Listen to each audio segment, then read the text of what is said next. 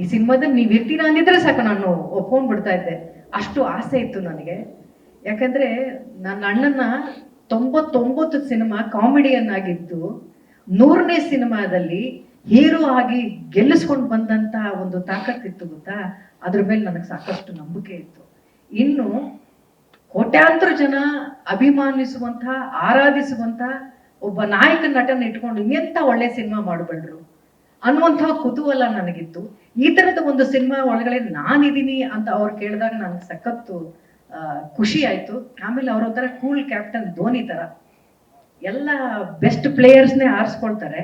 ಮೊದಲನೇ ಓವರ್ಗೆ ಎಲ್ಲಾರನ್ನೂ ಬಿಡಲ್ಲ. ಬ್ಯಾಟ್ಸ್ಮನ್ ಯಾವಾಗ ತರಬೇಕು ಅಂತ ಗೊತ್ತು, ಸ್ಪಿನ್ನರ್ಸ್ನ ಯಾವಾಗ ತರಬೇಕು ಅಂತ ಗೊತ್ತು, ಫಾಸ್ಟ್ ಬಾಲರ್ಸ್ನ ಯಾವಾಗ ತರಬೇಕು ಅಂತ ಗೊತ್ತು. ಒಟ್ಟಾರೆ ಇದೊಂದು ಇಂಡಿವಿಜುವಲ್ ಗೇಮ್ ಅಲ್ಲ, ಒಂದು ತಂಡ ಗೆಲ್ಲಬೇಕು ಅನ್ನುವಂತಹ ಒಂದು ಪ್ರಜ್ಞೆ ಅದು ಸಾಕಷ್ಟು ಅವ್ರಿಗಿದೆ. ಅದು ನನಗೆ ತುಂಬಾನೇ ಖುಷಿ ಕೊಟ್ಟಂಥದ್ದು. ಇಷ್ಟು ದೊಡ್ಡ ಕ್ಯಾನ್ವಸ್ ಇರುವಂತಹ ವಿಚಾರನ, ಇಷ್ಟೊಂದು ಗಂಭೀರವಾಗಿ ಇರುವಂತಹ ಒಂದು ಕಥೆಯನ್ನ ಹ್ಯಾಂಡಲ್ ಮಾಡೋದು ಅಷ್ಟು ಸುಲಭವಾದ ವಿಚಾರ ಅಲ್ಲ.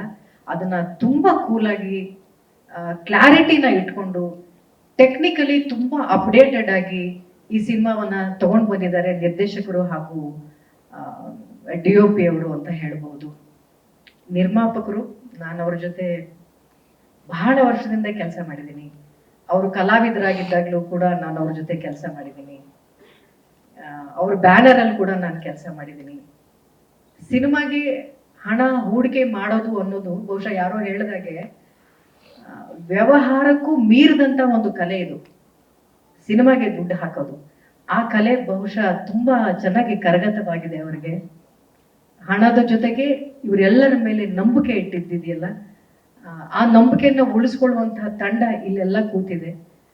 ಅವ್ರ ನಂಬಿಕೆ ನಿಜ ಆಗತ್ತೆ ಅನ್ನುವಂಥ ಭರವಸೆ ಈಗಾಗಲೇ ನಿಮ್ಮೆಲ್ರಿಗೂ ಬಂದಿದೆ. ಈ ಥರದೊಂದು ಸಿನಿಮಾಗೆ, ಈ ಥರದೊಂದು ವಿಚಾರ ಇರುವ ಸಿನಿಮಾಗೆ ನೀವು ಹಣ ಹೂಡಿಕೆ ಮಾಡಿ ಆ ಥರದ ಒಂದು ಸಿನಿಮಾಗಳಲ್ಲಿ ನಮಗೂ ಪಾತ್ರ ವಹಿಸೋದಕ್ಕೆ ಒಂದು ಅವಕಾಶ ಕೊಟ್ಟಿದ್ದಕ್ಕೆ ಧನ್ಯವಾದಗಳು ಪ್ರೊಡ್ಯೂಸರ್ ಸರ್. ಹಾಗೂ ನನ್ನ ಸಹೋದರ ತರುಣ್ ಸುಧೀರ್ ಅವ್ರಿಗೂ ಕೂಡ ನಾನು ತುಂಬಾ ಧನ್ಯವಾದ ಹೇಳ್ತೀನಿ ಈ ಥರದೊಂದು ಪಾತ್ರ ಕೊಟ್ಟಿದ್ದಕ್ಕೆ. ಇನ್ನು ಈ ಚಿತ್ರದ ಕೇಂದ್ರ ಬಿಂದು ನಮ್ಮೆಲ್ಲರ ಪ್ರೀತಿಯ ಸಹೋದರ